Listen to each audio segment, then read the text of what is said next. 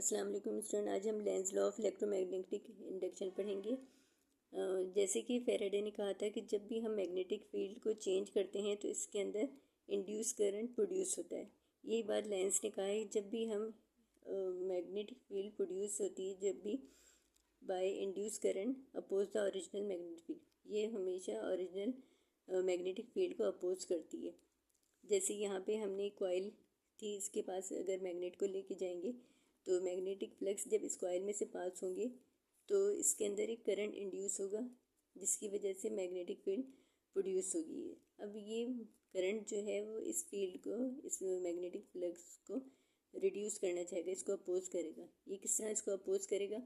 ये अपना north pole इस नॉर्थ के पोल के सामने ले आएगा और इसको, जिसकी वजह से ये इसको रिपेल करेगा। अब यहाँ पे है कि करंट की डायरेक्शन क्या है, तो करंट की डायरेक्शन फाइंड करने के लिए हमें वही thumb left hand rule, right hand rule use करना पड़ेगा। नॉर्थ जो है वो यहाँ पे करंट की मैग्नेटिक फील्ड की डायरेक्शन को शो कर रहा है और जो कर्ल है ये करंट की डायरेक्शन को शो कर रहे हैं इनवर्ड। इस तरह जितना हम इसकी क्लोज करते जाएंगे इतने ही ज़्यादा इसको रिपल्जन होती जाएगी। अब इस तरह जब हमने फिगर 15 पार्ट बी में देखा, जब हमने इसको मैग्नेट को इसके अगेंस्ट मूव किया कॉइल के, तो क्या हो गया? मैग्नेटिक फ्लक्स अब कम होना शुरू किया। जब मैग्नेटिक फ्लक्स कम होगा तो अब इनके मैग्नेटिक फ्लक्स चेंज हो रहा है, चाहे इंक्रीज़ हो या डिक्रीज़ हो, कॉइल के अंदर इंड्यूस करंट प्रोड्यूस होना शुरू हो जाता है। अब ये कॉइल किस तरह बिहेव करेगा? At this time it will increase the field by opposing the decrease rate of change। अब ये अपनी साउथ पोल को इस मैग्नेट के सामने ले आएगा ताकि इस मैग्नेट को अट्रैक्ट कर सके और इस चेंज को, मैग्नेटिक फ्लक्स के चेंज को डिक्रीज कर सके।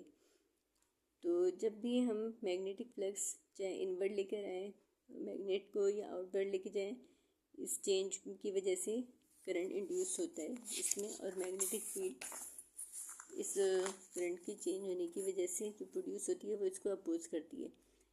जब भी हम मैग्नेटिक फील्ड चेंज, जब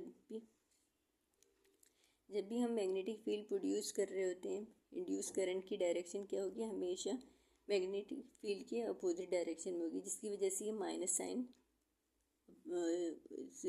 साइन की वजह से हमें डायरेक्शन पता चलेगा। ई का मतलब क्या है? इंड्यूस ईएमएफ, और d phi means rate of change in the magnetic flux, यानी जितने मैग्नेटिक फ्लक्स चेंज होगा उतनी ही ज़्यादा इसमें इंड्यूस ईएमएफ प्रोड्यूस होगी, और ये हमेशा अपोजिट होंगी एक दूसरे के, इनकी डायरेक्शन हमेशा अपोजिट होगी। एन का मतलब क्या है? Number of turn in the coil, जितने भी ज़्यादा कॉइल के नंबर होंगे उतनी ही ज़्यादा इंड्यूस ईएमएफ प्रोड्यूस होगी। कम होगी तो ये कम होगी और अगर ज़्यादा होगी तो ये ज़्यादा होगी।